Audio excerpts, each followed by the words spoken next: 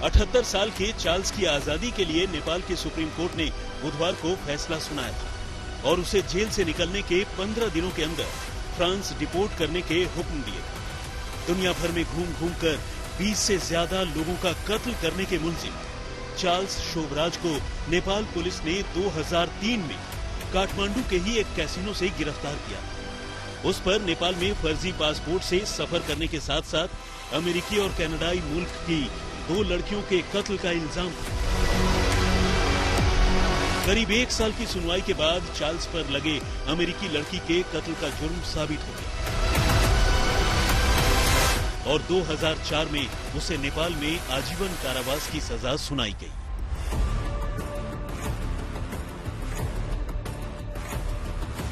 इसके बाद 2014 में उसे फिर से एक कैनेडियन लड़की के कत्ल का गुनहगार करार दिया गया।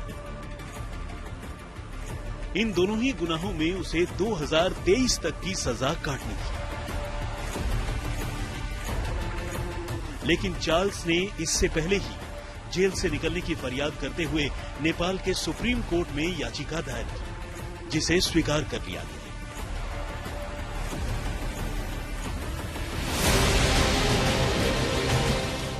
अदालत ने चार्ल्स की बढ़ती उम्र, उसकी खराब सेहत, जेल में अच्छे चाल चलन और अपनी सजा का 75% हिस्सा काट लेने जैसी बातों को देखते हुए ये फैसला सुनाया।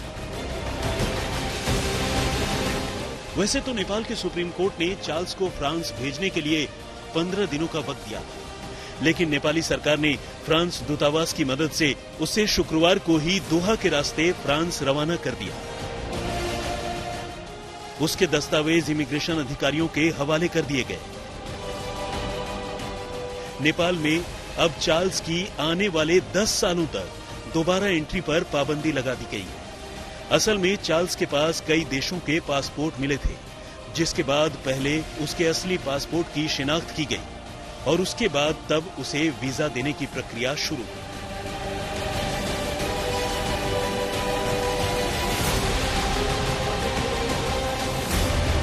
जीते जी जुर्म की दुनिया का छलावा बन चुके चार्ल्स शोभराज को दुनिया बिकिनी किलर के नाम से जानती है। उसे उसकी शातिर दिमागी ने द सरपेंट यानी सांप का भी नाम दिया। उस पर 20 से ज्यादा कत्ल के इल्जाम हैं और एक वक्त पर दुनिया के 9 मुल्कों की पुलिस के लिए वो सालों साल सिरदर्द बना रहा।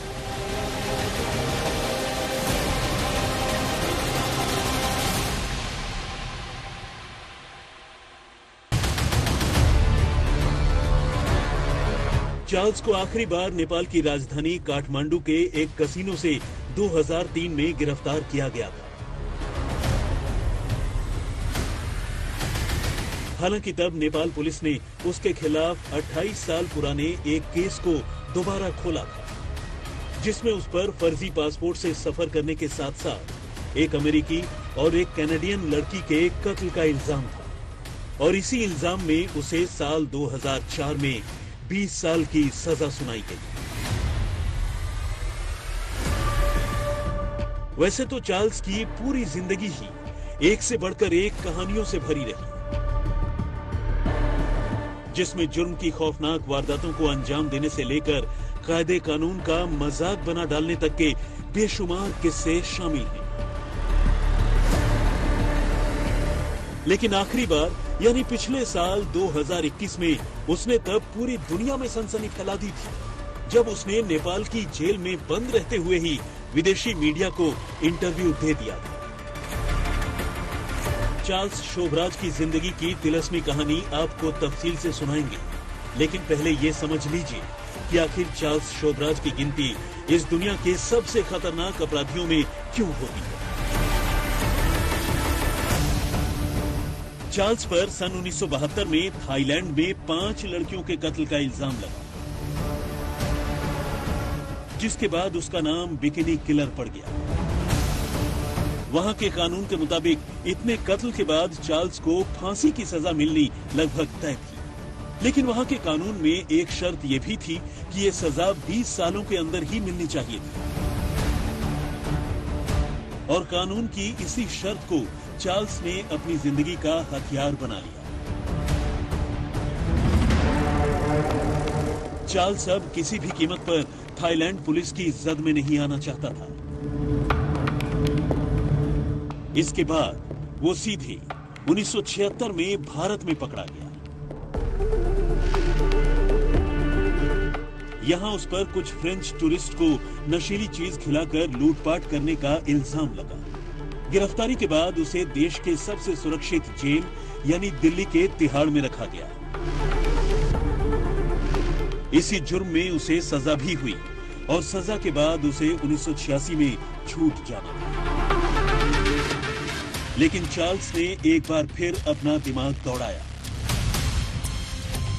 चूंकि छूटने के बाद उसे थाईलैंड डिपोर्ट कर दिए जाने का खतरा था, जहां उसे मौत की सजा मिल सकती थी। इसीलिए उसने अपनी सजा खत्म होने से पहले ही जेल तोड़कर भागने का फैसला कर लिया। उसने तिहाड़ में अपनी बर्थडे का ड्रामा कर अंदर मौजूद कैदियों, संतरियों और अफसरों को जमकर नशीली मिठाई खिलाई और फिर जेल का दरवाजा खोलकर बड़े आराम से बाहर निकल गया। और तो और बाहर आने के बाद उसने खुद अपनी तस्वीरें भी क्लिक करवाई और फिर मौज मस्ती करने गोवा चला गया। कहते हैं इसके बाद उसने खुद ही फोन कर पुलिस को अपनी लोकेशन बता दी और कुछ इसी तरह दोबारा गिरफ्तार हो गया, जिसके बाद उसे फिर से जेल तोड़ने के जुर्म में सजा हो गई और इस बार उसकी सजा 1996 में पूरी हुई। यानी अब वो थाईलैंड के कानून और वहां मिलने वाली सजाए मौत के डर से आजाद हो चुका था। इसके बाद 1996 में ही भारत से डिपोर्ट कर उसे फ्रांस भेज दिया गया। लेकिन कहते हैं ना कि चोर चोरी से जाए मगर हेरा फेरी से न जाए। इस बार चार्ल्स नेपाल में किए गए जुर्म के इल्जामों में साल 2003 में काठमांडू में गिरफ्तार कर दिया गया और फिर तब से लेकर अब तक वहां की जेल में ही रह रहा। आखिरकार बिकनी किलर चार्ल्स सोबराज को नेपाल से डिपोर्ट कर दिया गया। 19 सालों तक वो काठमांडू की सेंट्रल जेल में रहा और आखिरकार उम्र ज्यादा होने की वजह से उम्र का लिहाज करते हुए सुप्रीम कोर्ट ने उसे माफी दे दी और जेल से बाहर आने का मौका मिला। अचानक ये नहीं हुआ। पिछले 5 सालों से चार्ल्स सोबराज इस प्रयास में था कि वो जेल से बाहर निकले, लेकिन 2 बार उसे आजीवन कारावास की सजा हुई क्योंकि उसने महिलाओं की हत्या की, 2 महिलाओं की हत्या की थी नेपाल में।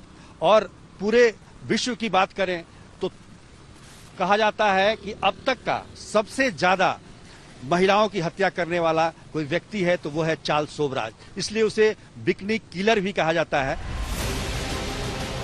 चार्ल्स का जन्म 1944 को वियतनाम में हुआ था। उसकी मां वियतनाम मूल की थी जबकि पिता भारतीय मूल के। कहते हैं कि उनके माता पिता ने शादी नहीं की थी। बाद में चार्ल्स की मां वियतनाम में एक फ्रेंच फौजी से मिली जिसने उसकी मां के साथ साथ चार्ल्स को भी अपनाया और इस तरह चार्ल्स को फ्रांस की नागरिकता मिल गई। लेकिन कम उम्र में ही यानी साल 1963 में चोरी के जुर्म में चार्ल्स को पहली बार फ्रांस के पोइसी जेल में बंद होना पड़ा और यहीं से जुर्म की दुनिया में उसकी ऐसी एंट्री हुई कि फिर वो कभी दोबारा वापस ही नहीं लौट सका। कहते हैं कि चार्ल्स ने साल 1975 में थाईलैंड में पहली हत्या की। उसने 1975 में एक टूरिस्ट की स्विमिंग पूल में जान ली। 70 के दशक में ही उसने साउथ ईस्ट एशिया में 12 पर्यटकों की हत्या कर दी। इनका कत्ल कभी पानी में डुबोकर, गला घोंटकर, चाकू मारकर और कभी जिंदा जलाकर किया गया।